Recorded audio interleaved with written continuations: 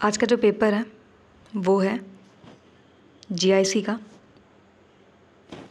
तो 2018 और शायद 15 वो हमने ऑलरेडी कर लिया है। ठीक, तो प्लेलिस्ट वहाँ पे ये दोनों PYQ अपलोडेड है। नेक्स्ट जो लास्ट बचा था एकदम रीसेंट वाला वो यही है। इसके बाद से 22, 23 और 24 आ गया। ये तीनों साल कोई भी एग्ज़ाम कंडक्ट नहीं कराया गया है जीआईसी का। तो सॉल्व करते हैं। ठीक, तो क्वेश्चन पहला देखेंगे। कॉपी पेन के साथ आप बैठोगे और जो मैं बोलूँ हो सकता है थोड़ा सा फास्ट बोलूँ, तो लिखते रहना। जो मैं बोलूँ थोड़ा सा स्ट्रेस देके उसको पक्का नोट कर लेना कॉपी में। तो देखते हैं। The cork is obtained from, तो सबसे पहले तो ये बार्क ऑफ द ट्री से ऑब्टेन होता है, लिख लेना। Is obtained from bark of the tree. और उसके बाद ये नेटिव है मेडिटेरेनियन का। तो क्वेश्चन में पूछा है कि ऑब्टेन्ड फ्रॉम, तो सिड्रस, दलबर्जिया, टेक्टोना या फिर क्वर्कस। तो ध्यान रहे क्वर्कस सोबर स्पीशीज लास्ट वाला सही है। नेक्स्ट है कि major site of the water absorption is stomach, duodenum, small intestine या फिर लार्ज। तो ध्यान रहे कि कोलन होता है। मेजर साइट वाटर एब्जॉर्प्शन का कोलन होता है, यानी कि लार्ज इंटेस्टाइन की बात हो रही है। तो डी वाला यहाँ भी सही है, लार्ज इंटेस्टाइन। उसके बाद अगला क्वेश्चन है कि Meissner's plexus is found in liver, lung, kidney, intestinal wall. तो सबसे पहले तो इसका दूसरा नाम क्या है? सब mucosal plexus, also called as ये मिजनर्स प्लेक्सस। तो आप पॉइंटर्स में लिख सकते हो कि इसका दूसरा नाम क्या है। और नेक्स्ट चीज़ ये है इसमें कि कहाँ पे लोकेटेड है। तो सिचुएटेड इन सब mucosal region between circular muscle और म्यूकोसा। तो लिख लेना कि सिचुएटेड इन सब mucosal region between circular muscle and mucosa. आगे एक चीज़ और लिखना है कि present in small intestine and large intestine. तो मतलब इसका रिलेशन इंटेस्टाइन वाले एरिया से होना चाहिए। तो लिवर सही नहीं है, लंग सही नहीं है, किडनी सही नहीं है, एलिमिनेट करके डी तक हम जा सकते थे। तो अगर कभी ऑप्शन में नेक्स्ट टाइम जीआई ट्रैक्ट लिखा है तो वो भी सही होगा। नेक्स्ट देखेंगे, क्रोमोसोम के नंबर्स के बारे में पूछा है कि number of chromosomes present in ये सिंड्रोम, क्लाइनफेल्टर सिंड्रोम। तो एक टेबल आपको बनाना पड़ेगा, लिखना है यहाँ पे जेनेटिक डिसऑर्डर, जेनेटिक डिसऑर्डर, फिर ऐसे 3 कॉलम है, मतलब तो जीनोटाइप है यहाँ पे, जीनोटाइप, और लास्ट में है क्रोमोसोम का नंबर। फिर उसके बाद यहाँ से लिखना स्टार्ट करोगे तो 3, 6, 7 होंगे। तो इसी के तरीके से नोट बनाना है। अब आगे से इधर साइड सब सिंड्रोम रहेगा, इधर साइड इनके जीनोटाइप क्या होंगे और कितने क्रोमोसोम नंबर्स हैं। तो अब लिखना स्टार्ट करो। यहाँ पे लिखना है डाउन सिंड्रोम, डाउन। अब सिंड्रोम की स्पेलिंग तो पता होगी, तो लिख लेना यहाँ पे जीनोटाइप क्या होगा, trisomy of 21st chromosome, trisomy of 21st chromosome. और यहाँ पे कितने क्रोमोसोम होंगे, 47। ये हमारा पहला कंप्लीट हो गया। सेकंड लिखो, वैसे ही लिखना है, जेनेटिक डिसऑर्डर, जीनोटाइप, क्रोमोसोम का number, chromosome number. Next syndrome देखेंगे, पटाऊ सिंड्रोम, PATAU सिंड्रोम। वहाँ पर 21st क्रोमोसोम था ट्राइसोमी का, यहाँ पर लिखोगे trisomy of 13th chromosome, 13th chromosome. और यहाँ पे क्रोमोसोम का नंबर आएगा 47। नेक्स्ट लिखोगे, 2 हो गया हमारा।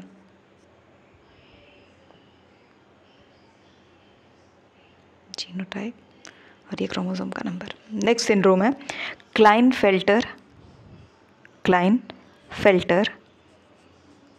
यही सिंड्रोम। यहाँ पर जीनोटाइप में लिखना है XXY और यहाँ पे लिखोगे क्रोमोसोम का नंबर 47। अब अगर आप ठीक से देखोगे यहाँ पे Y आया है ना, तो इसका मतलब क्या है, मेल होना चाहिए। लेकिन यहाँ पे XX 2 बार आ गया, इसका मतलब क्या हुआ, मेल के अंदर फेमिनिन कैरेक्टर्स बहुत ज़्यादा देखने मिलते हैं, तो उनको हम बोलेंगे क्लाइनफेल्टर सिंड्रोम देखने मिल रहा है, याद रखेंगे। ठीक, ये भी पूछा गया था। तो ये वाला कॉलम कंप्लीट हुआ। नेक्स्ट सिंड्रोम है, उसी में लिखते रहना है। ये एक बार बना लिया ना कि जीनोटाइप, जेनेटिक डिसऑर्डर, जीनोटाइप और क्रोमोसोम का नंबर। नेक्स्ट सिंड्रोम होगा एडवर्ड, EDWARD, एडवर्ड सिंड्रोम। यहाँ पे जो ट्राइसोमी है, ट्राइसोमी ऑफ 18th क्रोमोसोम, यहाँ पे 47 क्रोमोसोम का नंबर। नेक्स्ट सिंड्रोम क्या है वो देखेंगे, उसी में लिखेंगे कि जेनेटिक डिसऑर्डर, जीनोटाइप, क्रोमोसोम का नंबर। टर्नर सिंड्रोम, और यहाँ पे मोनोसोमी होगा, मोनोसोमी XO, मोनोसोमी XO। यहाँ पे क्रोमोसोम का नंबर 45 है, 45। ठीक हो गया ना। मतलब एक बार फिर से मैं रिपीट कर दूँ, टर्नर सिंड्रोम और यहाँ पे जीनोटाइप में मोनोसोमी XO, क्रोमोसोम का नंबर 45। कॉपी में आगे लिखो।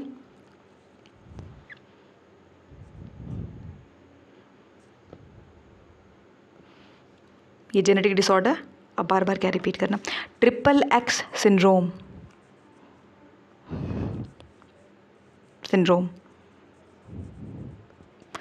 XXX syndrome.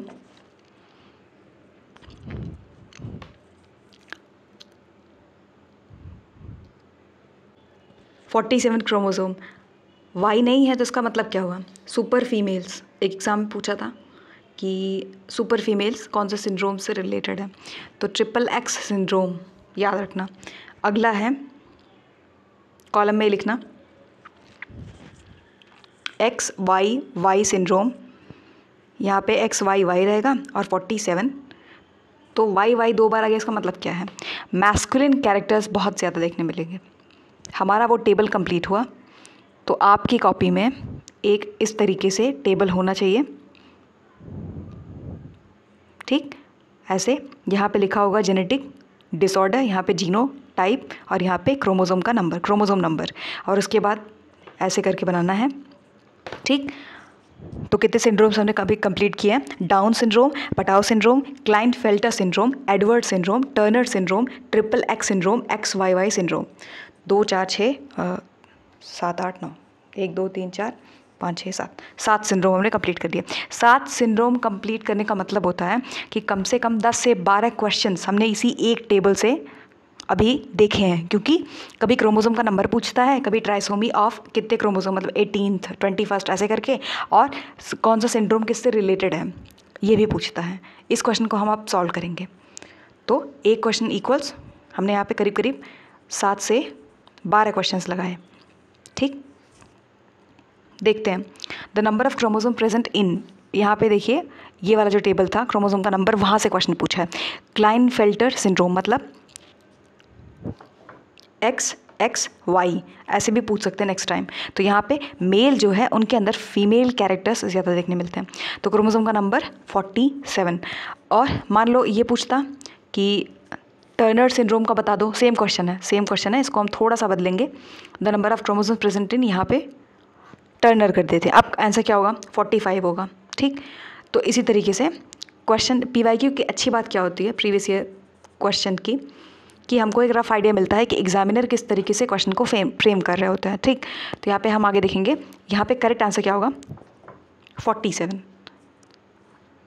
आगे देखेंगे, ये काफ़ी रिपीट हुआ है, मतलब PGT और TGT और GS का जो पेपर होता है जनरल स्टडीज़ का, वहाँ पे ये काफ़ी रिपीट हुआ।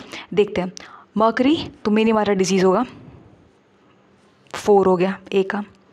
नेक्स्ट है कैडमियम, इटाई होता है, 2 हो गया, 4 2 एक ही जगह दिया है तो D के साथ जाएंगे, पर हम बाकी और भी देख लेंगे। आर्सेनिक है तो ब्लैक फूड दिया है यहाँ पे, आर्सेनिक का लिख लेना, और आर्सेनिक का ब्लैक फुट डिजीज़ ये काफ़ी बार पूछा गया था। यहाँ पे नहीं दिया है तो क्या करें? तो आर्सेनिक का कैंसर के साथ जाएंगे, साथ में कैंसर भी नोट कर सकते हो आप। तो ये हो गया, ये हो गया। नाइट्रेट बचा, नाइट्रेट ब्लू बेबी सिंड्रोम, ठीक।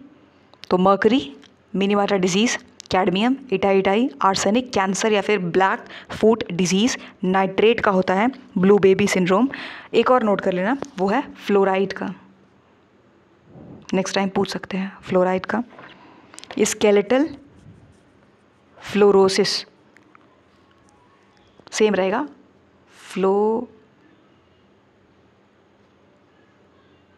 फ्लोरोसिस, ठीक। यहाँ पे डी है, डी। नेक्स्ट क्वेश्चन पे चलेंगे। विच of the following is C19 steroid hormone? तो प्रोजेस्ट्रॉन, एस्ट्रोजन, कॉर्टिसोल या फिर टेस्टोस्टेरोन। फिर से लिखना है C19, C18, C21 और ऐसे एक जैसे कॉलम टाइप से बनाना पड़ेगा। तो देखेंगे ये तीनों स्टेरॉयड हार्मोन्स हैं। तो लिस्ट 1 स्टेरॉयड हार्मोन्स। और किससे रिलेटेड है? तो C19 में आप लिखोगे कि ये मेल टेस्टोस्टेरोन एंड एंड्रोजन, तो दोनों हो गया ना मेल से रिलेटेड। तो बस C19 ये हो गया। 18 क्या होगा? 18 में आता है एस्ट्रोजन, 18 एस्ट्रोजन। 21 क्या है? 21 है प्रोजेस्टेरॉन, ग्लूको, मिनरलो, कॉर्टिकॉइड्स।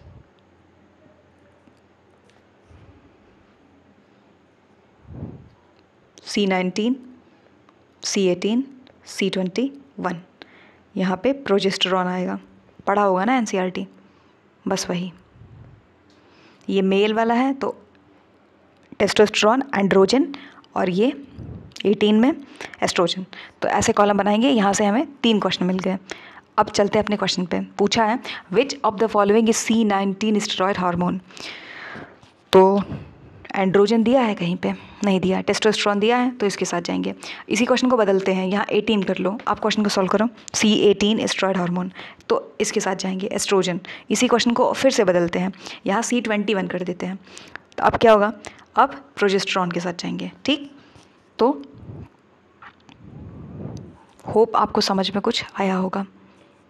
फैक्ट्स ही पूछते हैं अक्सर। नेक्स्ट है कि क्या इसेंशियल है ATP सिंथेसिस के लिए? NP मतलब nitrogen, phosphorus, iron, molybdenum, magnesium, manganese, iron and phosphorus. क्या इसेंशियल है? तो NP है इसेंशियल, ध्यान रखना NP इसेंशियल है। लासो सेल्स प्रेजेंट होते हैं, तो सबसे पहले लिख लो कि lasso cells also known as colloblast, ये पहला क्वेश्चन है। Present in ctenophores, C silent है, टीनोफोर्स। सेल प्रोड्यूस करता है स्टिकी सब्सटेंस। अगले क्वेश्चन पे चलते हैं, यहाँ B सही था। सेल A के पास OP दिया हुआ है, ऑस्मोटिक पोटेंशियल -18 बार्स और pressure potential of 8 bars, where cell B के पास ऑस्मोटिक पोटेंशियल दिया है -14 बार, प्रेशर पोटेंशियल दिया है 2 बार। तो डायरेक्शन क्या होगा? फ्लो ऑफ वाटर का। तो सबसे पहले समझो कि DPD का कॉन्सेप्ट क्या है? डिफ्यूजन प्रेशर डेफिसिट, पढ़ा होगा ना NCERT में। तो लो टू हाई DPD जाता है। अब DPD का फॉर्मूला होता है OP - TP, osmotic potential minus turgor. तो यहाँ पे हम देखेंगे अगर, तो सेल A दिया है और सेल B, लगाते हैं क्वेश्चन को। सेल A है, इसका डेटा क्या दिया है? OP दिया है, OP -18, तो -18 और प्रेशर पोटेंशियल -8, तो माइनस करेंगे। इसको अगर हम सॉल्व करते हैं तो क्या आएगा? माइनस माइनस है तो इसको प्लस करेंगे, तो 8 8 16 1 2, लेकिन प्लस करने के बाद इसका साइन जो है वो माइनस का ही लगाएंगे, तो आएगा -26। सेल B सॉल्व करते हैं। सेल B यहाँ पे ऑस्मोटिक पोटेंशियल -14 दिया है और प्रेशर पोटेंशियल -2 दिया है, आएगा क्या? 16, क्यों 16 आएगा? क्योंकि माइनस और माइनस को ऐड करते हैं, तो लेकिन साइन जो है वो माइनस का ही रहेगा। अब यहाँ पे बोला है कि लो टू हाई डी पे डी जाना चाहिए, तो आंसर क्या आएगा? -26 टू -16, यानी कि सेल ए से सेल बी तक जाना चाहिए।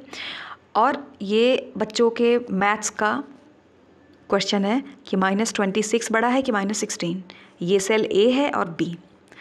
अब आपको बताना है, तो देखने में ऐसा लगेगा कि 26 बड़ा है, पर आगे माइनस लग गया ना, तो इसका मतलब ये हो गया कि ये लो है, ये हाई है, तो लो टू हाई हमने देखा था, तो लो टू हाई जाने की वजह से सेल ए से सेल बी तक जाएगा। इसीलिए हमारा यहाँ पे करेक्ट आंसर होगा कि डायरेक्शन क्या होगा फ्लो का, बी टू ए नहीं ए टू बी। और एग्जामिनर ने जानबूझ के बी टू ए दिया है, क्योंकि 26 लगाने के बाद बहुत लोग उसको ही गलत करके चले आएंगे, तो ध्यान रखना। और इसको और बेटर तरीके से जानने के लिए आप कर सकते हो, गूगल पे जाना है, गूगल पे, और इसके 10-12 न्यूमेरिकल्स मिल जाएंगे आपको, इजीली सॉल्व कर लेना, ताकि लॉन्ग टर्म मेमोरी में चीज़ें रहें। तो यहाँ पे बी सही होगा, ए टू बी नोट कर लेना आप कॉपी में। आगे देखते हैं, पीट मॉस ऑल्सो कॉल्ड एज, लिख लेना, स्फैगनम दिया तो है यहाँ पे, स्फैगनम इसको बोलते हैं, एक तरीके का मॉस है लिखा हुआ है। और फ्यूनेरिया को क्या बोलते हैं? CORD, कॉर्ड मॉस, ठीक। पॉलीट्राइकम को क्या बोलते हैं? Also called as hair cap moss, Polytrichum. Anthoceros, ये क्या है? हॉर्न वॉल्ट होता है, जिसका मतलब फ्लावर हॉर्न, तो एंथोसेरोस हॉर्न वॉल्ट। यहाँ पर हम पीट मॉस यानी कि इज स्फैगनम। अगले क्वेश्चन पे चलेंगे, most stable RNA in the animal cell, TSRM क्या? तो मोस्ट स्टेबल RNA rRNA होता है, नोट करोगे आप। और ये हेल्प करता है प्रोटीन सिंथेसिस में, प्रोटीन सिंथेसिस, ठीक। तीन तरीके के RNAs होते हैं, लिख सकते हो आप, 3 टाइप्स ऑफ RNA।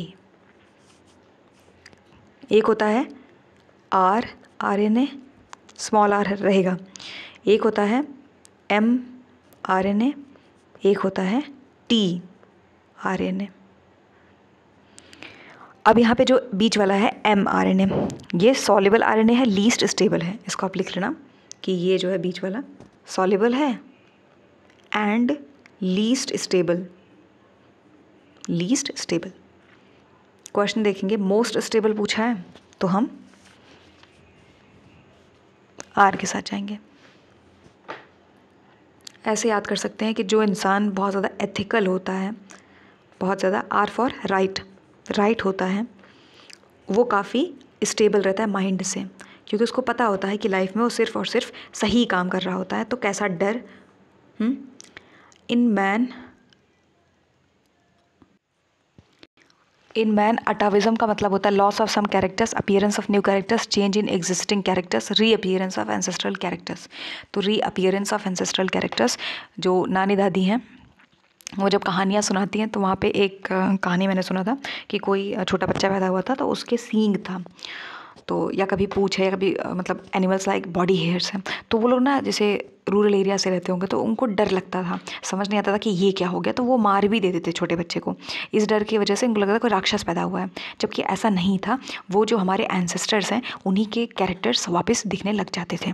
कहीं कहीं होता है, रेयर है, लेकिन रशिया में आई गेस काफ़ी वायरल था, तो कहीं ना कहीं मतलब सुनने मिलता है कभी ना कभी। तो थोड़ा सा डी करेक्ट आंसर है इसका।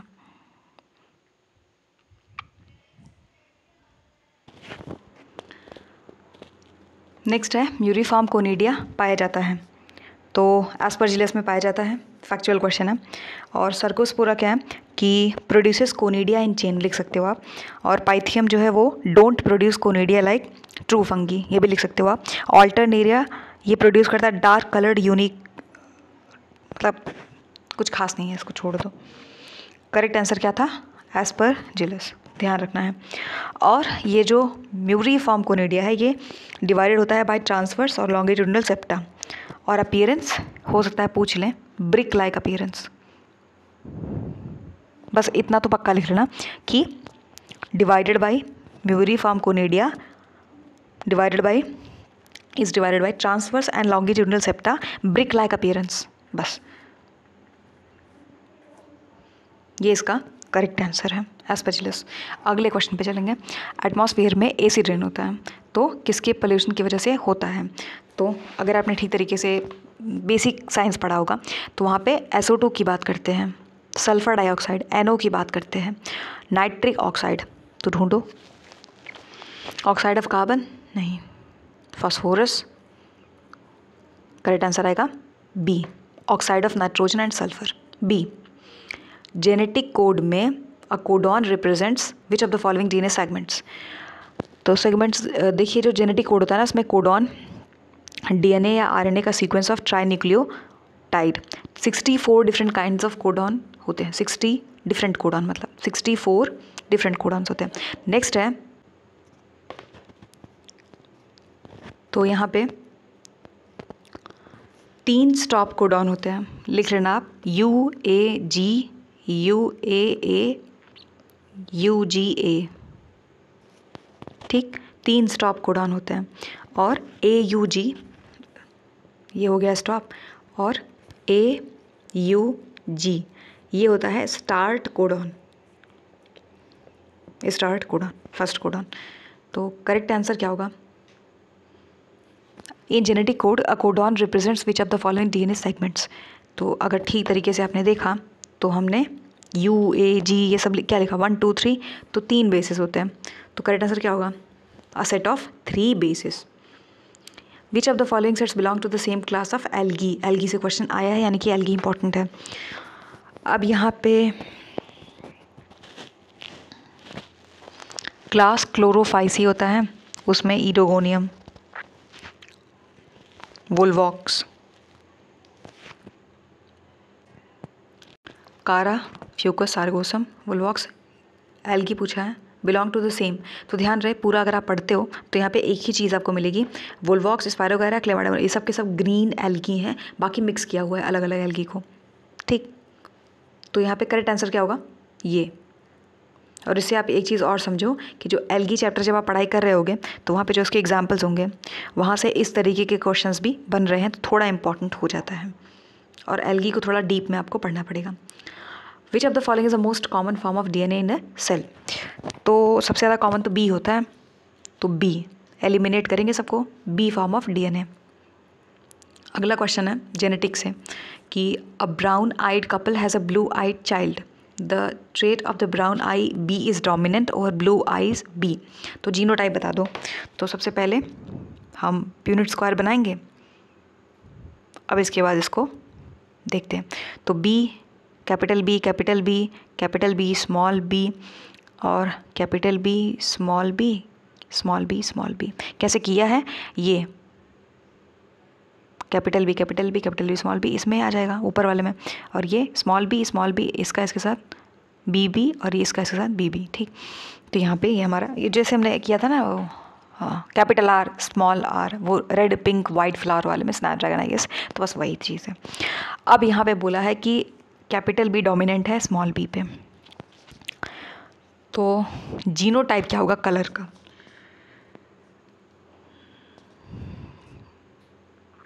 तो जीनोटाइप हमने देखा क्या होगा जब कैपिटल बी डोमिनेंट ही है, ये कैपिटल बी, स्मॉल बी, और capital B, small B. Following character is common in cockroach and centipede? Compound eyes, jointed legs, या फिर क्या? तो ध्यान रहे बुक लंग्स, ग्रीन ग्लैंड्स, इनमें कॉमन क्या है? कॉमन होता है जॉइंटेड लेग्स और काइटिनस एक्सोस्केलेटन। नोट कर सकते हो आप। जॉइंटेड लेग्स तो मिल गया, लेकिन हो सकता है नेक्स्ट टाइम पूछें कि काइटिनस एक्सोस्केलेटन भी दोनों के बीच में कॉमन है, स्केलेटन, ठीक। तो चलेंगे नेक्स्ट क्वेश्चन पे। Late blight of potato caused by is caused by. तो लेट ब्लाइट वाले में आता है फाइटोप्थेरा इन्फेस्टेंस, और ये ऑल्टरनेरिया सोलानी, ये क्या है? Early blight of potato, early blight of potato, copy में आप नोट कर सकते हो। और ये क्या है? Ustilago hordei, covered smut of barley, barley smut. और अस्टिलागो मेडिस, तो इससे आपको पता लगना चाहिए मक्के की बात हो रही है। स्मट ऑफ मेज, मतलब कैसे ये दूसरे को हार्म करता है, तो बस वही। तो लेट ब्लाइट ऑफ पोटैटो इसकी वजह से होता है फाइटोप्थेरा इन्फेस्टेंस। यहाँ पे करेक्ट आंसर सी है, ध्यान रखना। Next, fern sporangium bursts at, तो एनुलस, ओपिक्यूलम, ऑस्टियोल या फिर स्टोमियम, ये होता है कुछ ऐसा स्ट्रक्चर, यहाँ पे ये होता है एनुलस, ये होता है स्टोमियम, और ये जो है स्टॉक है, स्टॉक। अब प्लेस जहाँ पे स्पोरेंजियम किसी भी फर्न का बर्स्ट होता है उसको बोलेंगे स्टोमियम है। यहाँ से मान लो बर्स्ट हो रहा है तो स्टोमियम है। और स्टोमियम फीचर करता है थिन वॉल्ड सेल अपने रेडियल इलॉन्गेशन के साथ से, जो कि एनुलस के अंदर प्रेजेंट होता है। ऑस्टियोल्स की अगर बात करूँ, ऑस्टियोल्स तो ये क्या है? एक स्मॉल होल होता है थ्रू विच एल्गी या फिर फंगी रिलीज करते हैं अपने mature sperms, spores sorry, mature spores. तो यहाँ पे फर्न स्पोरेंजियम बर्स्ट एट कहाँ पे? तो वो स्टोमियम है, हमने अभी देखा, स्पोर्स के बारे में बात हो रही थी। D is the correct answer. The fungus without mycelium, तो अस्टिलागो, एल्विगो, ऑल्टरनेरिया या फिर सैक्रोमाइसिस। तो हाइफी या माइसीलियम एब्सेंट होता है कहाँ पे? ईस्ट में होता है, यानी कि सैक्रोमाइसिस। अस्टिलागो में, इन सब में नहीं होता है। तो 22 का करेक्ट आंसर डी होगा। और ईस्ट भी आप लिख सकते हो साथ में, नेक्स्ट टाइम ईस्ट ही पूछ लेंगे तो क्या कर सकते हैं हम। Stratification can be best seen in the tropical rain forest, grass land, stream, pond, कहाँ पे? तो जो स्ट्रैटिफिकेशन होता है ना, वो ट्रॉपिकल रेन फॉरेस्ट में देखने मिलता है। जैसे गूगल पे आप टाइप करना, स्ट्रैटिफिकेशन आपको मिलेगा, सुंदर सा डायग्राम। तो बस स्ट्रैटिफिकेशन यही है। ये नेक्स्ट 24। अब यहाँ पे प्रोटीन सिंथेसिस, ये हम बहुत पहले से पढ़ते आ रहे हैं कि राइबोसोम से रिलेटेड है, तो बी होना चाहिए ए का, एक ही जगह दिया है तो बी को टिक कर देंगे। एलिमिनेशन से भी इसको सॉल्व कर सकते थे, बाकी भी देख लेंगे। Mitosis, mitogen, DNA replication, polymerase, chromosome, ये DNA, RNA, protein.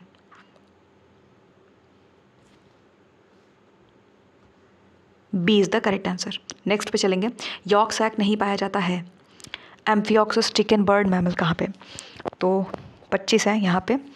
York sac mammal में नहीं पाया जाता है, एब्सेंट होता है मैमल्स में। अगला क्वेश्चन, इनमें से कौन सा ट्रू फिश नहीं है? तो silver fish, gold fish, silver carp, dog fish. तो silver,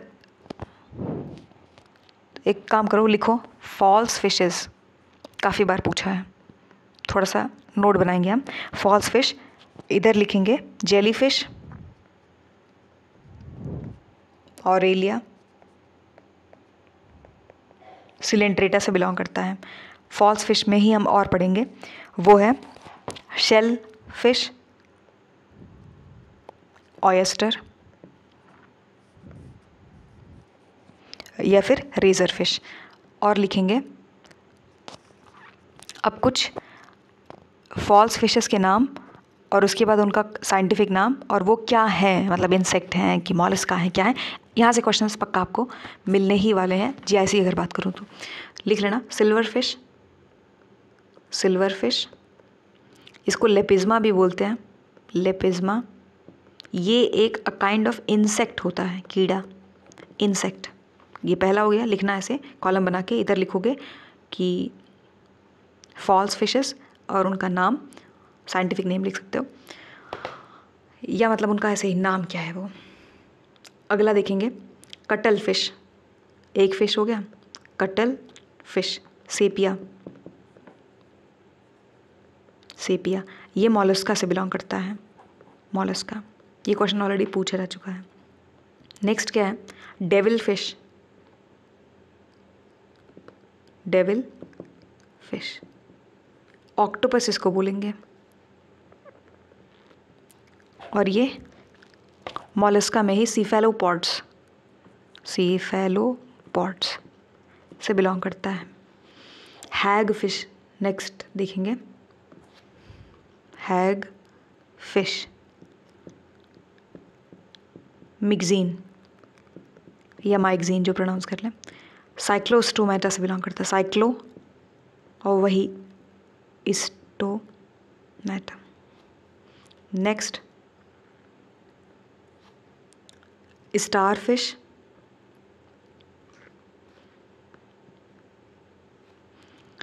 Asterias, Echinodermata. Next whale aquatic mammal है। अब not a true fish, silver fish, Lepisma, a kind of insect, पहला ही सही है। रीनल पोर्टल सिस्टम कहाँ देखने नहीं मिलता है, एब्सेंट होता है, तो ये एब्सेंट होता है मैमल्स में, amphibians, reptiles, birds, mammals, absent in mammals. और किस में पाया जाता है ये कॉपी में आप नोट कर सकते हो, प्रेजेंट इन बर्ड्स, हो सकता है एग्जाम में लिखा है एव्स, AVES, दोनों का मतलब बर्ड ही होता है, एम्फीबियंस, रेप्टाइल्स, फिशेस।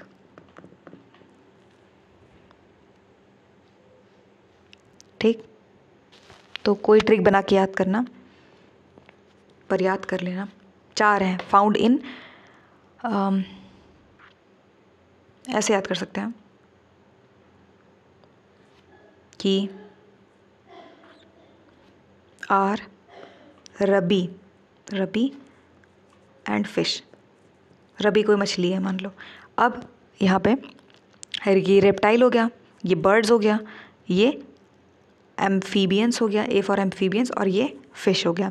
यहाँ पे रीनल पोर्टल सिस्टम प्रेजेंट होता है, आई रिपीट प्रेजेंट होता है। ठीक, प्रेजेंट को अंडरलाइन कर लेना। और एब्सेंट कहाँ होता है, हमने देखा मैमल्स में एब्सेंट होता है। नेक्स्ट पे चलेंगे, 27 हो गया, 28 पे। The classification formed by German botanist Adolf Engler Eugen mainly based on, तो मॉर्फोलॉजी, एनाटॉमी, फाइलोजेनी या फिर एम्ब्रियोलॉजी। तो ध्यान रहे फाइलोजेनी, अडोल्फ एंगलर, प्रैंटल, 2 लोग थे, इन्होंने फाइलोजेनी पे क्लासिफिकेशन दिया था। इनमें से कौन सा नाइट्रोजिनेज का कॉन्स्टिट्यूएंट है, तो मॉलिब्डेनम प्रेजेंट होता है, MO मॉलिब्डेनम। 30th पे चलेंगे, ये जनरल साइंस का क्वेश्चन है। Acetic acid, citric acid, lactic acid, formic acid. Formic acid ant sting, NCERT में दिया है 9th वाले में, तो यहाँ पे D का 1 हो जाएगा, 2 जगह दिया है, तो A और D को एलिमिनेट करेंगे। उसके बाद सिट्रिक एसिड, ये जो है लैक्टिक एसिड तो सॉर मिल्क होना चाहिए, C का 2, तो अगेन 2 1 2 1। अब बचा क्या, एसिटिक एसिड और सिट्रिक एसिड, तो अगर थोड़ा सा आपको फलों के बारे में पता होगा तो B का 4 होना चाहिए, तो इसीलिए हम C के साथ जाएंगे। ठीक, और एसिटिक एसिड तो विनेगर होता है, ये हम सब जानते हैं, C होगा यहाँ पे सही। मोस्ट रिपीटेड जनरल साइंस का PYQ था ये, कुछ नया नहीं है, एज इट इज़ आता है, बार बार आता है। आगे देखेंगे, arrange them in correct sequence. First test tube baby born, double helix structure DNA discovered, human genome project begins, या फिर जेनेटिक कोड को क्रैक कर लिया गया। तो लिख सकते हो आप कि पहला टेस्ट ट्यूब बेबी 3 अक्टूबर 1978, 3 अक्टूबर 1978 first test tube baby born. और इंडिया के अंदर कनुप्रिया अग्रवाल, निकनेम दुर्गा था, इन कोलकाता। 25 जुलाई 1978 लुई ब्राउन वर्ल्ड के पहले टेस्ट ट्यूब बेबी बॉर्न हुए थे in the Great Britain in vitro fertilization से, इसका भी आप नोट बना सकते हो। नेक्स्ट है हमारा डबल हेलिक्स, ये 1953 में। ह्यूमन जीनोम प्रोजेक्ट नेक्स्ट है, ये 1990 में। 1 अक्टूबर मतलब 1 अक्टूबर 1990 से 14 अप्रैल 2003 तक 15 साल लंबा पब्लिक फंडेड प्रोजेक्ट था ये। लास्ट है जेनेटिक कोड कब क्रैक हुआ, तो 27 मई 1961। अब सब अगर हम मिलाएंगे, जो मैंने अभी बोला मैंने लिखा नहीं क्योंकि वीडियो बहुत लंबा जाएगा, तो आप इसको पॉज करोगे और नोट्स बनाओगे। अब यहाँ पे उसके अकॉर्डिंग जो मैंने आपको अभी डेट बताया है, यहाँ पे सी आएगा, सी यानी कि 2 सबसे पहले आएगा, डबल हेलिक्स स्ट्रक्चर, ठीक, 1953 में। उसके बाद 4 जेनेटिक कोड क्रैक कर लिया गया 1961 में। तो 2424 ढूंढेंगे तो एक ही जगह आएगा, इससे एलिमिनेट भी कर सकते थे। और यहाँ पे सबसे लास्ट में ह्यूमन जीनोम प्रोजेक्ट है, क्योंकि 1990s की बात है ये। यहाँ पे सी वाला सही था। एरिस्टोटल लैंटर्न प्रेजेंट होता है क्लास, तो entire chewing organ called Aristotle lantern, class Echinoidea. तो एरिस्टोटल लैंटर्न क्लास इकोनॉइडिया में प्रेजेंट होता है, पहला ही सही था। Genes which are situated on the Y chromosome, अब यहाँ पे polygenic, holandric genes, pleiotropic genes, basic genes. तो ध्यान रहे ये जो जीन्स सिचुएटेड होते हैं वाई क्रोमोसोम पे, उनको बोलेंगे एंड्री। वाई मतलब क्या होता है, मेल से रिलेटेड होना चाहिए, तो एंड्री इंग्लिश का रूट वर्ड है, तो हम इसको कॉमन सेंस से क्वेश्चन को सॉल्व कर सकते थे, बी आएगा। नेक्स्ट है पॉलीजेनिक जीन्स, क्या होता है आप कॉपी में लिख सकते हो कि many characters like eyes, hair colour etcetera inherited through many alleles present in different loci, LOCI loci, ये हुआ पॉलीजेनिक जीन्स। प्लियोट्रॉपिक जीन्स क्या है, प्लियोट्रॉपिक जीन्स यूपी के PGT में और TGT में काफ़ी बार इसका डेफिनेशन बेस्ड क्वेश्चन आया हुआ है, रिपीट करता है बार बार। तो डेफिनेशन आप नोट करोगे प्लियोट्रॉपिक जीन का कि जीन दैट कंट्रोल्स फिनोटिपिक, ये स्पेलिंग है,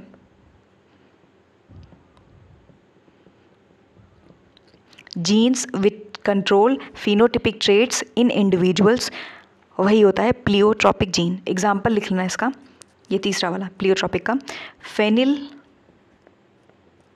कीटोन्यूरिया, पढ़ा होगा आपने, caused due to mutation in genes, जो इनके लिए कोड करता है। अब आएंगे यहाँ पर, इसका ये सही है, holandric genes. Hinge joint पाया जाता है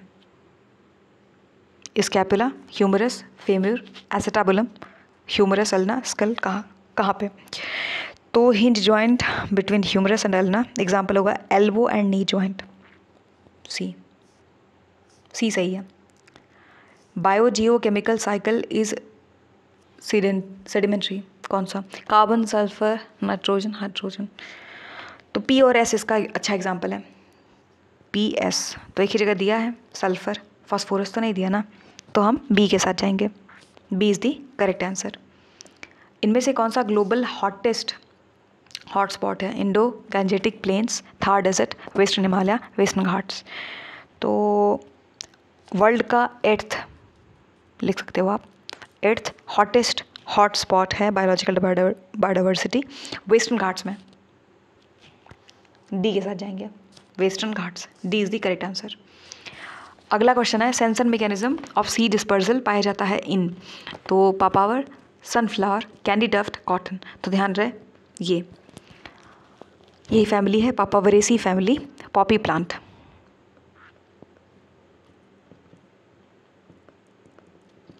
आगे albinism occur due to one of the following reasons, disorder pituitary gland में, genetic disorder only, lack of melanin, दोनों genetic disorder, lack of melanin. ध्यान रहे यहाँ पे दोनों ही होता है, genetic disorder, albinism occur when genetic changes makes body unable to produce melanin, ये वजह है। तो D is the correct answer.